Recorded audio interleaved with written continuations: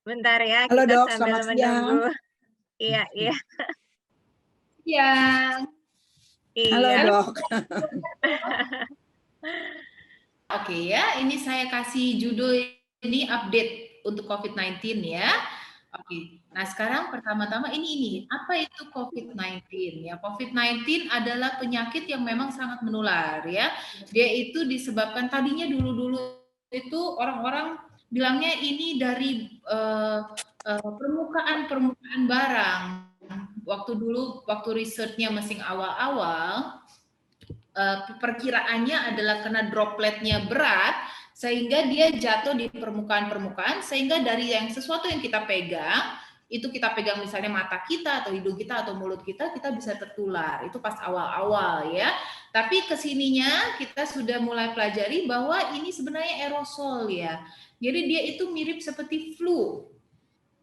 Ditularkannya melalui udara sehingga salah satu tips untuk mencegahnya adalah ya ventilasi yang baik ya.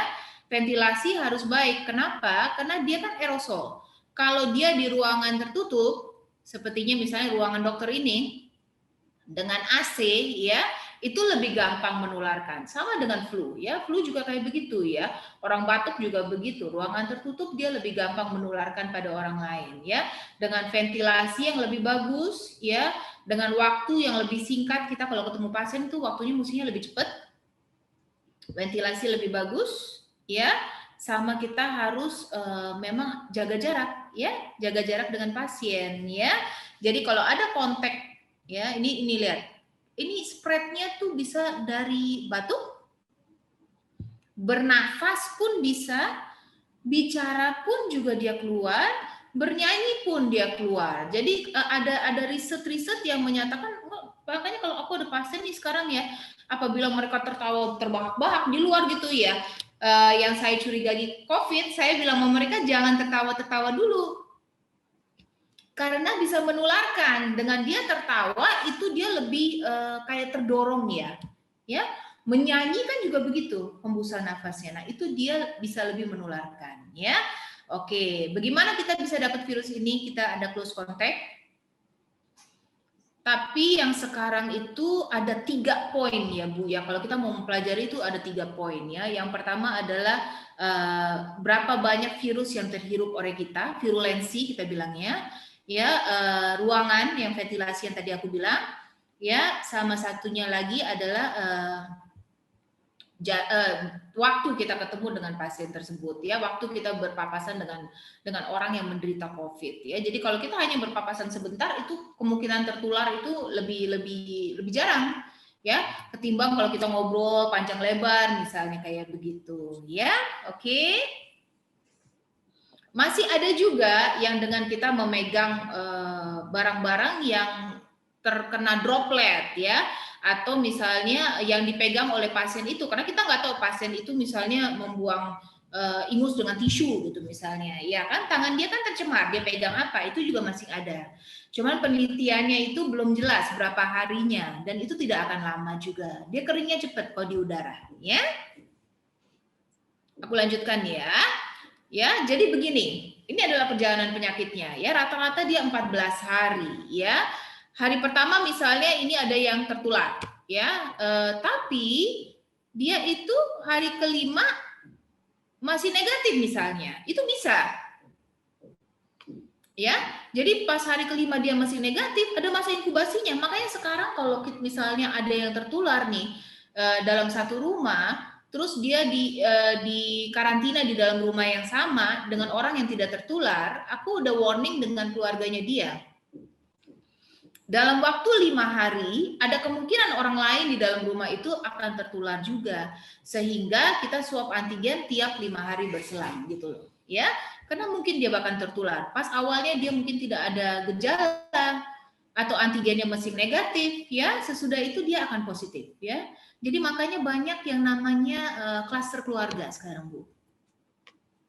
Dan mereka tidak tahu mereka tertular karena ini udah dikarantina, ya kan? Tapi ternyata sudah dibawa-bawa tuh oleh keluarga satu yang sudah tertular gitu kan. Jadi dalam waktu 5 hari dia baru kena, ya.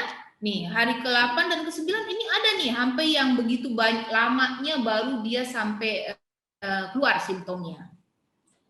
Ada juga yang dalam waktu 5 hari udah keluar simptomnya, ya. Tapi ada yang hari ke-8, hari ke-9 baru keluar simptomnya, ya. Ini yang nggak tahu nih, seperti Bu Ayu bilang tadi itu ya, Bu ya. Dia bisa kemana-mana. Iya kan, dia bisa kemana-mana. Dia masih dalam masa inkubasi. Dia bisa kemana-mana. Dia pikir dia tidak sakit, ya kan, dan menularkan pada orang-orang yang lain. Ini masih bisa. Ya, sehingga keluarganya kena dan segala macam, ya. Perjalanannya kalau panjang-panjangnya itu bisa sampai 2 minggu loh, ya. Oke, kita lanjut ya. Oke, nah ini adalah gejala-gejala daripada coronavirus ya. Demam, banyak kan sekarang memang demam ya. Tapi demam itu juga berapa persen ya. Jadi nggak semuanya demam. Sakit tenggorokan, ya nyeri tenggorokan ya. Sakit kepala itu ada, terutama pada akhir-akhir penyakit tuh banyak yang sakit kepala, Bu. Banyak juga bagi orang-orang yang penyintas di sini, mungkin mereka tahu nih, banyak yang insomnia kan, nggak bisa tidur ya, banyak yang sakit kepala, banyak yang tidur, batuknya batuk kering, ya kan, lalu ada juga yang halusinasi, ya, ada yang mual, ya, muncul pada hari kelima, ya, pegel-pegel kayak digemukin katanya ya, ada yang muntah-muntah pun ada ya, ada yang diare pun ada ya. Ya, nah ini ya. Ini adalah persentase ya dari gejala-gejala tersebut ya. Jadi nggak selalu seperti demam itu kita kalau bilang 88% untuk yang strain sekarang ya, untuk yang varian sekarang, bukan strain ya, varian sekarang ya. Untuk yang varian sekarang tuh bisa 88%, tapi yang varian sebelumnya enggak. Yang varian yang waktu bulan Desember, yang waktu Bu Ayu kena itu demam itu bukan salah satu yang aku temuin sering loh. Yang sekarang ini demamnya sering. Banyak kan anget mereka ya, 37, 38, ada yang 39 suhunya ya. Tapi sebelum itu yang varian sebelumnya tuh yang waktu bulan-bulan Desember tuh ya, dia nggak fever, ada yang cuma nyeri-nyeri badan. Jadi setiap kali ada pasien masuk gitu, aku udah curigain kalau dia bilang, "Dok, kok saya pegel ya?" Aku udah curiga nih gitu kan. Karena kayak begitu modelnya ya, dan nggak semuanya fever. Berat itu 19% ini terengah-engah ya, napasnya susah ya. Keletihan yang sekarang banyak ya, terutama di hari ke-6 sampai ke-8 itu banyak sekali yang mengeluh bahwa mereka tuh rasanya tuh capek ya, pusing, sedikit vertigo itu ada beberapa orang ya.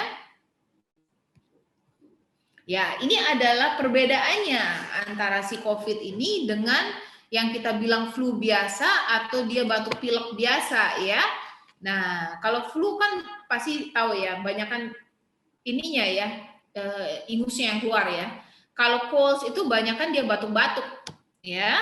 Nah, ini perbedaannya ya. Kalau untuk nyeri-nyeri itu pada COVID itu kadang-kadang ya, tapi kalau pada flu itu sering. Tapi memang kita nggak bisa terlalu pegang. Dia mirip sekali dengan penyakit-penyakit lain, ya. Nah, bahkan kayak begini kan. Jadi kayak kadang-kadang ini kita kok ingusan nih pada COVID. Apakah ini COVID gitu kan? Bisa aja gitu kan? Apakah ini flu? Bisa aja gitu loh. Jadi memang hampir-hampir mirip gitu loh, ya. Sehingga sebenarnya baik juga kalau kita random secara acak itu kita cek antigen sewaktu-waktu.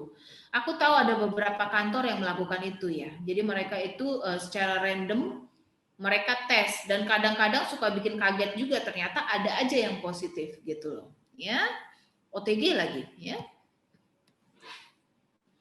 Nah, yang sekarang banyak kan nih, banyak varian-varian baru ya. Nah, jadi apa bedanya varian dengan strain? Ya, kalau varian itu bagian tengahnya ini yang berubah nih, Bu.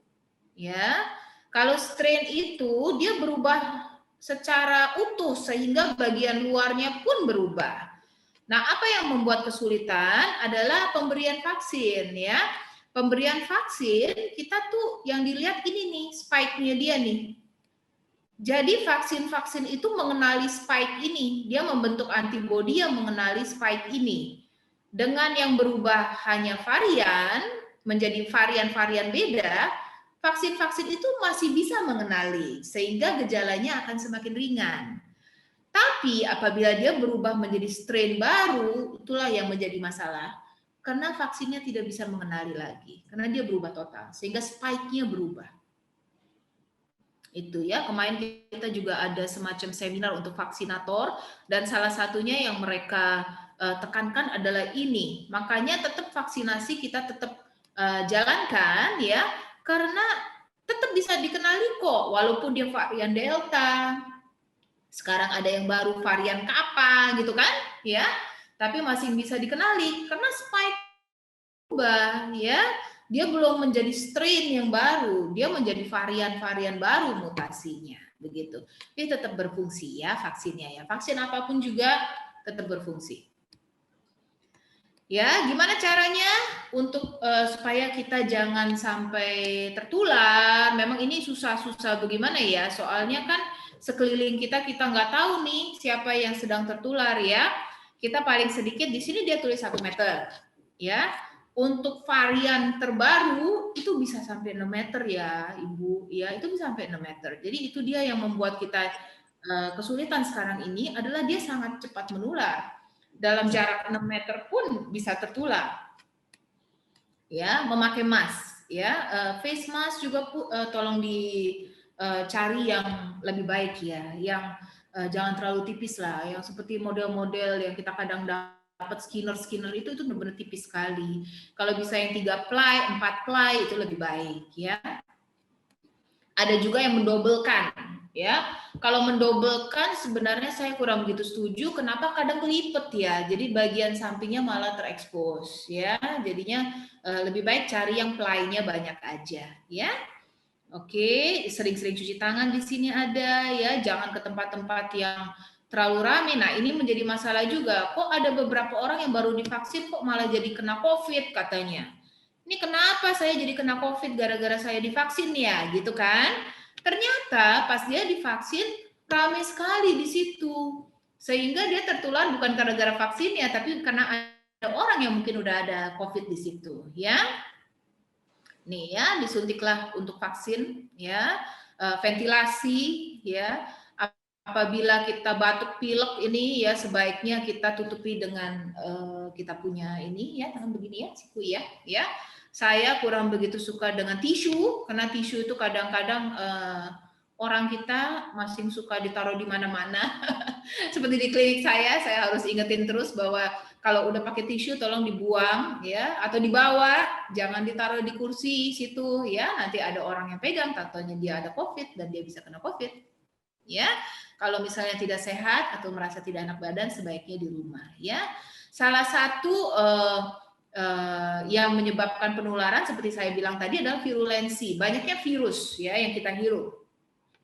Jadi kalau dia perjalanan penyakitnya misalnya 14 hari ya, sekarang menurut penelitian dalam waktu 9 sampai 10 hari itu virus sebenarnya udah nggak terlalu banyak, sehingga dia menularkannya udah nggak terlalu banyak juga ya, kemungkinan dia menularkannya udah kecil ya. Dalam waktu 10 hari apabila dia sudah bebas gejala, tinggal kita tambahkan 3 sampai 4 hari, nah dia sudah bebas isoman biasanya kayak gitu ya. Oke, ya ini adalah beda-beda vaksin ya. Kalau misalnya Sinovac itu dia pakai yang inaktivasi ya, berarti virusnya sudah tidak aktif ya. Sedangkan AstraZeneca itu dia ambil dari dia punya RNA-nya ya, dari bagian tengahnya ya. Oke, ya ini pemeriksaan ada macam-macam ya, antibody total ya, ada IgG, IgM. Kalau misalnya cek antibody ya, rapid antibody itu ya, yang menentukan adalah IgM. Apabila IgM-nya garisnya keluar, itu berarti dia masih ada virusnya. Apabila IgG-nya garisnya keluar, itu berarti dia sudah punya antibodinya, gitu ya. Jadi beda ya. Antibodi kuantitatif ini kita bisa periksa ya apabila kita ingin tahu jumlah antibodi yang kita punya ya. Swab antigen yang kita semua kenal dan PCR swab ya. PCR itu biasanya negatifnya sesudah antigen ya. Karena antigen itu yang kita ambil antigen virusnya. Kalau PCR itu bahkan virus-virus yang sudah pecah, virus-virus yang sudah mati dan segala macam pun kita bisa tetap ambil dan itu akan membuat CT-nya turun ya. Ini adalah komorbid yang memperburuk keadaan daripada COVID ya. Sehingga orang-orang yang punya ini sebaiknya tetap meminum obat-obatan untuk ini ya, jangan sampai tidak diminum ya. Hipertensi itu ternyata ini ya tinggi ya untuk ininya ya, komorbidnya ya. Diabetes pun demikian. Aku bahkan ada pasien yang selama dia COVID kok gulanya naik. Gula itu berantakan selama dia COVID. Ya, tensi itu dia berantakan selama dia COVID. Trombosit bisa turun selama dia COVID. HB turun selama dia COVID. Makanya ini virus ini bisa kemana-mana. Dia pergi ke pencernaan, dia pergi ke jantung, ya. Dia pergi ke kita punya otak, ya persarafan, ya. Dia bisa kemana-mana. Jadi kalau menurut penelitiannya tuh dia memang kemana-mana. Sehingga memang banyak gejala yang keluar yang tau-taunya kita nggak begitu sadar, kok bisa sakit kepala ya, kok bisa insomnia ya, kok bisa jantung berdebar-debar, karena memang dia kemana-mana ya. Oke, itu selesai. Apakah ada yang mau ditanyakan mungkin untuk saat ini?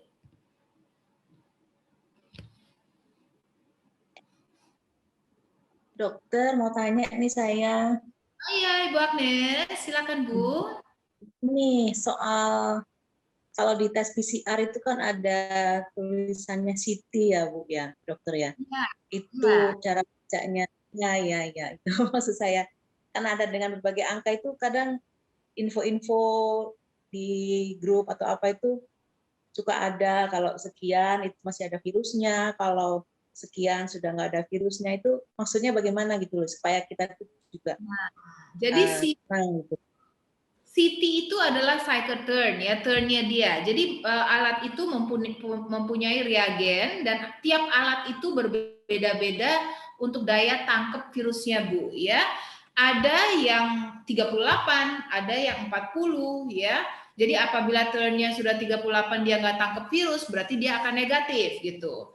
Atau apabila turnnya udah 40 dia tidak akan tangkap virusnya begitu loh. Jadi semakin cepat dia menangkap virus, kan misalnya dia cuma 19 kali dia berputar dia tangkap virus, itu berarti dia makin banyak virusnya. Sehingga nilai CT-nya akan semakin rendah. Begitu. Maksudnya setiap alat PCR itu sama nggak sih patokannya? Beda-beda. Jadi saya apabila tes PCR awalnya di satu tempat, lebih baik tetap di tempat yang itu ya. Di rumah sakit aja ada berbagai alat yang berbeda-beda begitu ya. Dia ada berbagai alat yang berbeda-beda. Jadi ada yang memang 38 aja itu. Jadi sebaiknya kita pakai yang tetap yang sama sih sebenarnya Bu. Kalau kita mau membandingkan tidak bisa dibandingkan nanti. Ya, jadi semakin cepat virusnya tertangkap, ya itu semakin banyak virusnya ada. Ya, cycle turn-nya itu semakin rendah, ya berarti virusnya semakin banyak karena baru dia putar berapa kali udah ketangkep tuh virus, gitu loh maksudnya begitu Bu. Ya, ada yang diambil lewat hidung, ada yang diambil dari mulut karena ada tulisan orofaring, ada yang tulisan nasofaring, ya kan? Ada yang dia ambil RNA-nya apa gitu loh Bu. Ada macam-macam sih memang interpretasinya. Makasih dokter. Sama. Dok, berarti kalau nilai CT-nya itu rendah, berarti itu virusnya masih banyak gitu dok? Banyak ya. Oh gitu ya dok ya? Iya. Jadi kalau PCR itu kita lihat kan ada nilai CT-nya, misalnya nilai CT-nya itu rendah, berarti kita masih kandungan virus di dalam tubuh kita itu masih banyak gitu ya dok ya? Masih banyak, betul. Cuman kita juga harus lihat harinya Bu Ayu. Kalau dia sudah lebih dari 10 hari, itu berarti banyaknya yang ditangkap itu adalah virus-virus yang udah inaktif ya. Sudah tidak bisa menunjukkan. Begitu. Makanya PCR itu kadang-kadang dia bisa positif dalam jangka waktu yang lumayan lama. Makanya kalau untuk PCR itu kan biasanya aku bilang sama pasien aku, coba deh dibersih-bersihkan dulu hidungnya, tenggorokannya sebelum PCR. Ya. Nah masalah ini dokter kan kalau kantor-kantor mau agar ia bisa bekerja kan harus minta surat PCR negatif gitu kan? Betul sekali ya, karena itu merupakan golden standard ya. Golden standardnya tetap merupakan PCR supaya aman, benar-benar aman. Mereka mau cari aman. Itu pun mereka akan ambil 2 kali negatif. Tapi kalau sudah 2 minggu misalnya nih udah nggak ada gejala itu kadang dianggap sudah sembuh. Tapi untuk memastikan harus PCR. Tapi kalau dari puskesmas kayaknya nggak akan memberikan PCR, tapi kita harus tes sendiri. Pasti misalnya cuma antigen bayarnya yang sanggup membayar. Gitu. Itu dia kesulitannya untuk kantor-kantor itu, mereka tetap golden standardnya itu ya, golden standard adalah PCR. Nah memang untuk puskesmas sekarang dia ikutin WHO, saking banyaknya pasien ya, kalau misalnya satu-satu kita PCR nanti jatuhnya nggak akan selesai-selesai, apalagi di puskesmas ya. Jadi dia akan ikut yang standarnya WHO, yaitu 10 hari ditambah 3 hari bebas gejala, Ibu. Nah, jadi itu dia standarnya dia untuk menyatakan bahwa orang ini kan, ya, karena tetap untuk dia menularkan itu virulensi. Jadi berapa banyak virus yang ada di dalam dia, itu yang menularkan. Ya, di Wisma Atlet 33 ya. Jadi memang ada standarnya kalau di situ. Tapi memang untuk kantor tetap dia menggunakan itu sebagai golden standard ya. Tetap dipercaya bahwa itu yang kita pakai. Ya. Mau nanya soal vaksin ini, ada teman saya yang divaksin nih hari Minggu. Hari Seninnya dia badannya lemes-lemes, malah konfirmasi positif COVID begitu. Apakah dia sudah COVID duluan ya sebelum vaksin? Bagaimana? Bisa kayak gitu ya dok ya? Atau memang harus swab dulu sebelum vaksin? Kemungkinan mungkin udah COVID duluan Bu, itu dia ya. Aku juga ada pasien yang kayak gitu. Tadinya dia demam ya, sesudah itu demamnya turun. Nggak apa-apa begitu, misalnya hari ini dia vaksin terus besok COVID itu di badannya dia itu nggak bermasalah. Kemudian apakah dia bisa vaksin lagi untuk selanjutnya?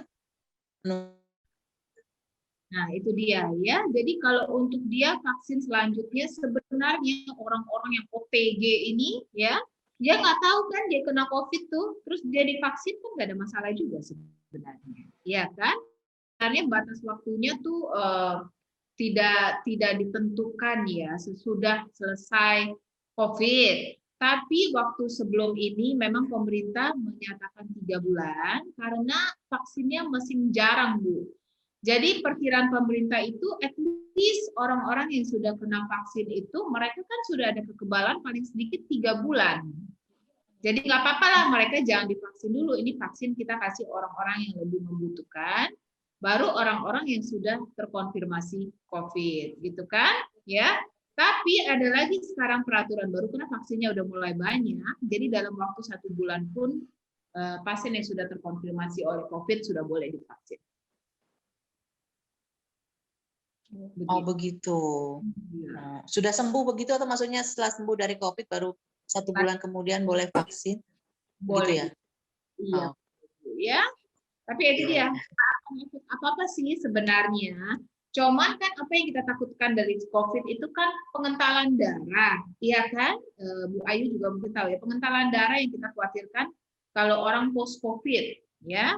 Jadi makanya kalau saya lihat ada gejala aneh-aneh itu sesudah pas misalnya dia sakit kepala berat atau apa, aku suruh dia periksa lah itu di dimer, PT, APTT ya. Nah itu kalau misalnya ternyata kental, memang lebih aman kita cari vaksin yang lebih aman bagi orang yang darahnya kental, ya jangan diambil AstraZeneca. Dia kan masih dalam research juga ya untuk yang darahnya kental-kental ini. Ambillah yang Sinovac gitu misalnya. Itu kan lebih aman bagi orang-orang yang. Bagaimana? Ya darah kita kental atau enggak begitu? Kita harus periksa lab Bu. Kita harus periksa lab ya, terutama apabila menuju ke situ. Tapi kalau gejalanya tidak menuju ke situ mah nggak usah. Ya, karena banyak yang di dimernya jadi tinggi, P-nya jadi tinggi, jadi kecenderungan dia agregasi trombositnya lebih tinggi, gitu kan? Ya itu dia yang kita harus hati-hati. Ya. Namanya infeksi viral ya. Trombosit turun itu bisa naik. Oke, terima kasih. Waktunya dokter 10 menit ini. Apa masih dibuka pertanyaan atau gimana ya dok? Kan dokter ada sharing video ya? gitu. Boleh aja, selain kalau mesti ada pertanyaan, kita selesaikan di pertanyaan juga nggak ada masalah, Bu. Gimana? Oke, siap. Masih ada yang mau bertanya lagi kah? Baiklah, kita sudah melihat video tadi ya yang sudah di-sharingkan oleh Dokter Kiran.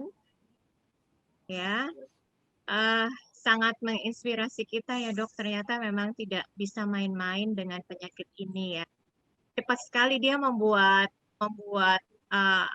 sel-sel yang tadi dibilang temannya itu menjadi enemy against ya, maksudnya menjadi melawan ya.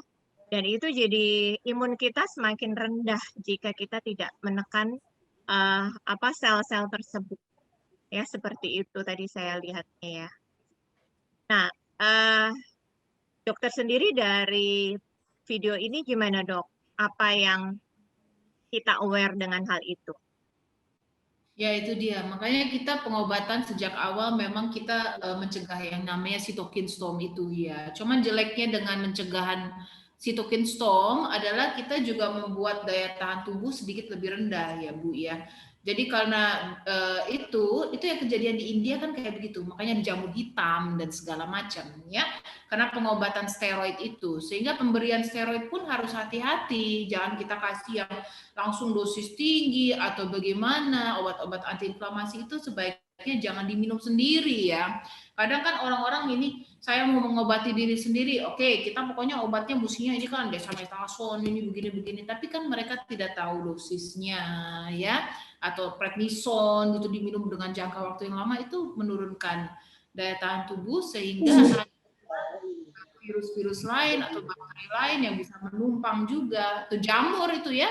Jamur itu kan kalau daya tahan tubuh kita rendah kan dia bisa menumpang ya. Sehingga jadi penyakit lain gitu, Bu. Baik dokter. Berarti kita mesti aware dan kalau memang jangan sok tahu ya dok, gitu ya. Bertanya pada ahlinya ya dokter ya, gitu. Kecuali tadi ya, di depan misalnya memang tidak bergejala dan memang kita hanya biasa aja gitu ya, boleh preventif dengan jamu atau tadi ya gitu vitamin. Tapi apabila sudah bergejala gitu ya, tetap aku berikan sedikit obat Bu, tetap mesti ada sedikit masuk ya, karena aku ada pengalaman itu pada wanita yang memang sudah cukup berumur ya, karena awalnya dia OTG sehingga hanya diberi vitamin dan segala macam, dia pada hari ke-6 dadakan dia sesak. Jadi aku ada pengalaman itu ya, sehingga dari awal memang kita sudah kasih untuk prevent jangan sampai itu terjadi begitu loh Bu ya. Jangan sampai kita cuma kasih jamu atau apa ya, sebaiknya begitu kita tahu ini COVID, sebaiknya kita mulai pengobatan ya. Memang nggak usah terlalu drastis bagaimana, cuman harus ada obat-obatan yang masuk ya. At least jangan sampai dia dadakan radang paru gitu loh. Ya, kita nyoba-nyoba sendiri dengan segala macam gitu ya. Nanti hari kritisnya hari ke-6 sampai hari ke-8, kita tidak bisa prediksi itu apa yang akan terjadi dengan tubuhnya begitu loh ya. Iya. Berarti tadi ya dok, lebih baik aware di depan, kita juga lakukan tes ya untuk lebih yakinnya gitu ya dok ya. Terus kemudian konsultasi. Silakan Bu Ayu, kami serahkan waktunya untuk memberikan sharingnya. Oke, terima kasih. Bisa didengar ya suara saya ya? Siap Bu. Halo? Iya, siap. Kedengeran ya? Dengar, iya. Oke. Siang, halo semuanya ya teman-teman. Ada di sini saya lihat. Selamat siang dulu Dokter Kiran. Terima kasih sudah hadir. Kita jumpa nih di dunia maya ya dok ya. Kita ngalah-ngalahin Rocky Gerung nih. Kalau Rocky Gerung no Rocky no party katanya. Kalau ini no Bu Ayu no happy gitu ya dok ya. Karena memang ya gini, ada Bu Agnes dulu, saya sapa Bu Agnes. Di sini ada Bu Reni, ada Ibu Adiati Budi ya, Bu Riko, halo, Bu Esther ya, Bu Erlita juga penyintas nih. Bu Riko juga, Bu Hikmah ini penyintas juga loh dok. Malah duluan Bu Hikmah nih yang kena COVID ya. Hebat juga penyintas. Saya juga banyak belajar dari Bu Hikmah ya waktu itu. Oke, saya langsung aja. Kalau saya sih memang setuju tadi yang dokter bilang. Memang kita harus aware di depan, itu betul. Banyak-banyak kasus dari para tetangga kita, dan terakhir saya belajar dari kejadian Pak Bayu, itu betul nyata. Dan itu harus menjadi pelajaran betul buat kita. Karena kalau kita nggak aware di depan, nah akibatnya ya itu tadi, kalau kita bicara soal takdir itu di luar sisi yang lain ya. Ini kejadian yang Pak Bayu alami itu di awal memang seperti yang dokter bilang tadi, kita harus tetap kasih obat walaupun itu umpama OTG, tidak bergejala dan lain-lain. Tapi kan tiba-tiba ada dadakan sesak napas, ada tiba-tiba dadakan kondisinya memburuk. Nah, itu yang harus betul-betul memang menjadi perhatian yang sangat penting. Kejadian Pak Bayu itu menjadi pelajaran yang sangat pahit buat kita, yang harusnya itu betul-betul jangan sampai yang lain ini seperti itu. Karena saya mengikuti betul perjalanan awal Pak Bayu mengeluh, dan itu dia mengkonsumsi ya itu tadi cuka apel, air kelapa, serai, air salam dan lain-lain lah, ramuan-ramuan yang dibuat sendiri yang memang dia akui dia bergantung pada herbal. Tapi kemudian di hari kalau nggak salah ketika dia mengeluh sudah parah itu, telepon dengan dokter Kiran yang dokter Kiran bilang suaranya udah sulit untuk bicara ya dok ya. Itu kalau nggak salah perhitungan saya hari ke-10 itu. Hari ke-10 dia baru ke dokter. Hari ke-9 dia nanya ke saya. Kalau memang itu hari ke-10 ya.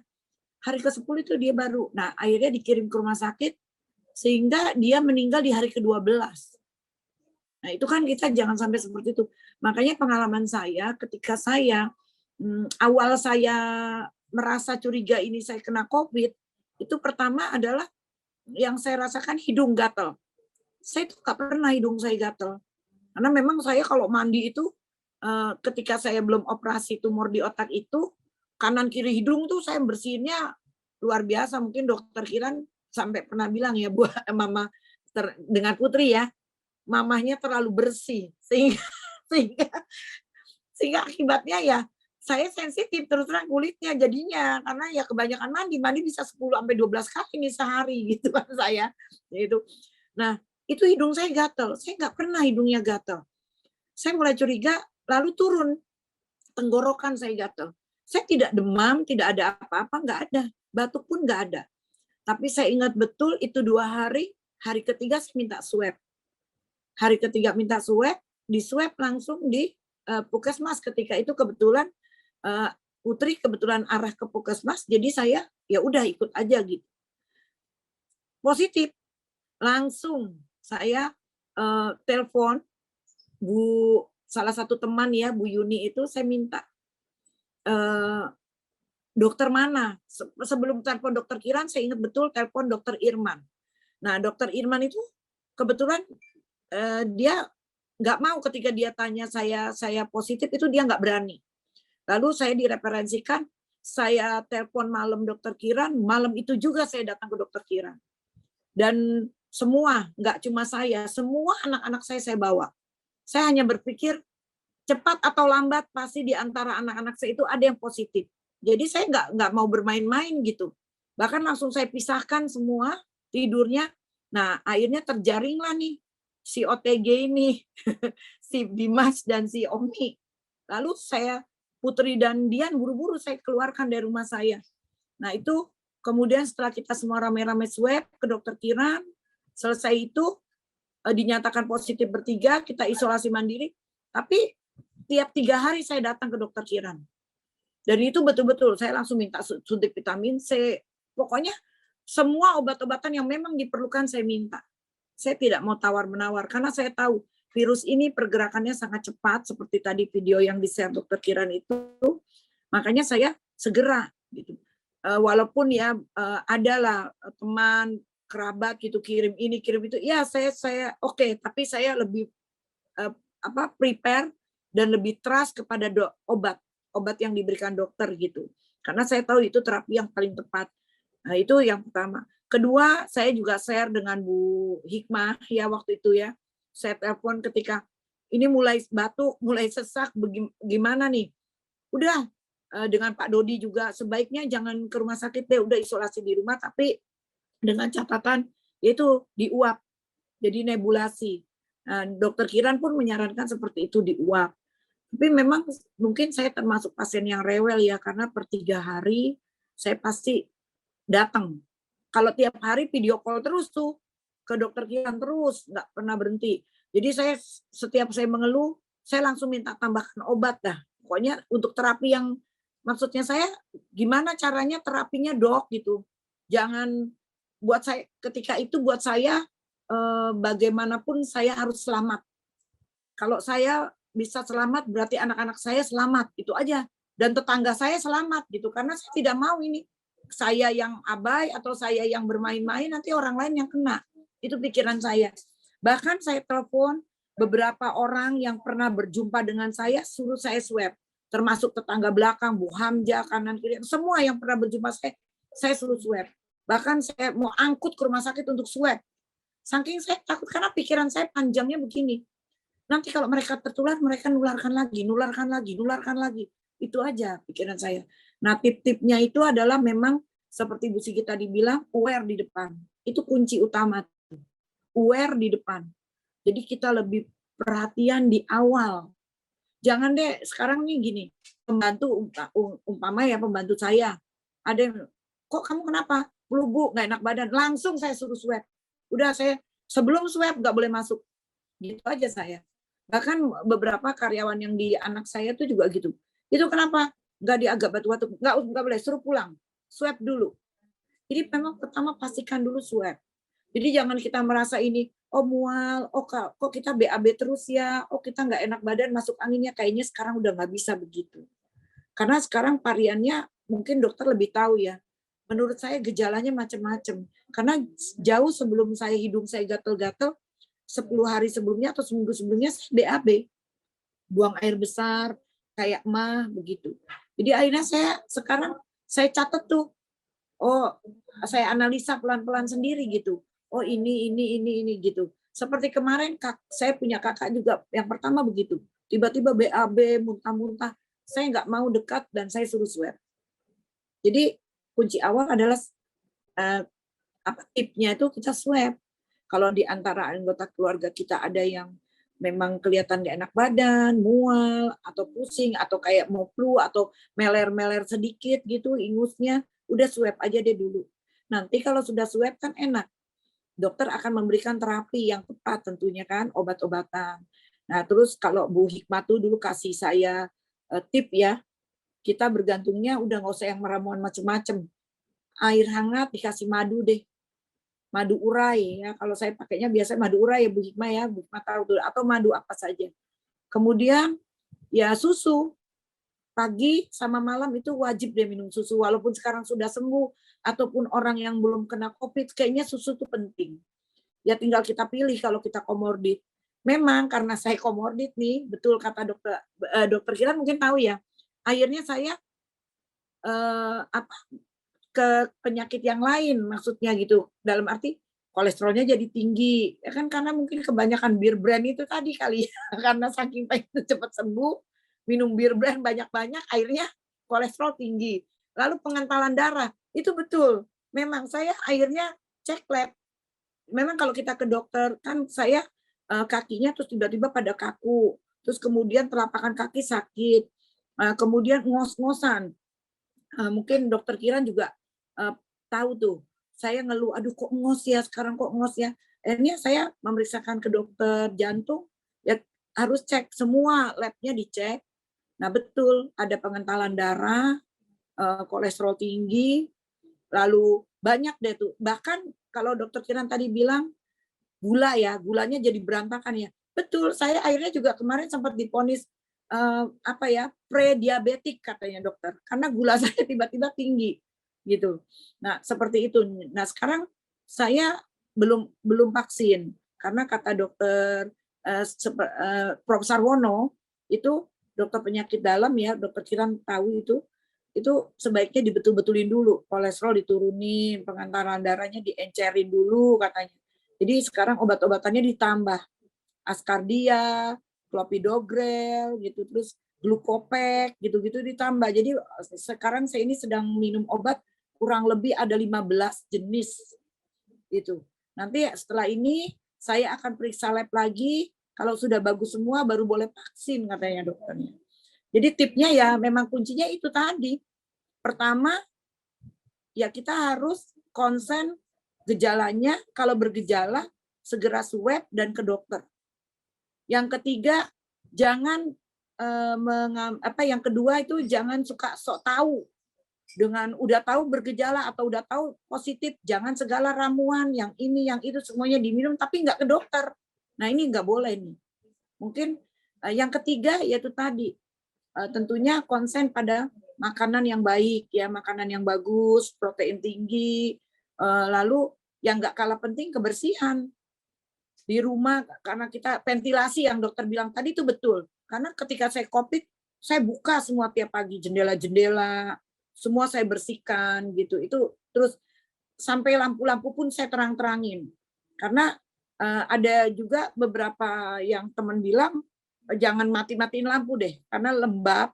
Ya mungkin yang dokter bilang tadi di ruangan yang tertutup apalagi terus ya mungkin itu juga berpengaruh ya terhadap perkembangan virus barangkali seperti itu ya dok ya. Saya nggak paham banget tuh ya, tapi yang jelas waktu saya COVID itu yang saya lakukan. Dan terapi obatnya dan konsultasi ke dokter itu jangan gini, jangan nunggu obat habis baru ngomong ke dokter gitu ya, jangan. Ya misalnya ada perkembangan apa kita cepat ngomong. Nah kita bersyukur nih sebetulnya ada dokter Kiran yang mau ya bersedia gitu lewat phone gitu, video call tetap dijawab, telepon dijawab.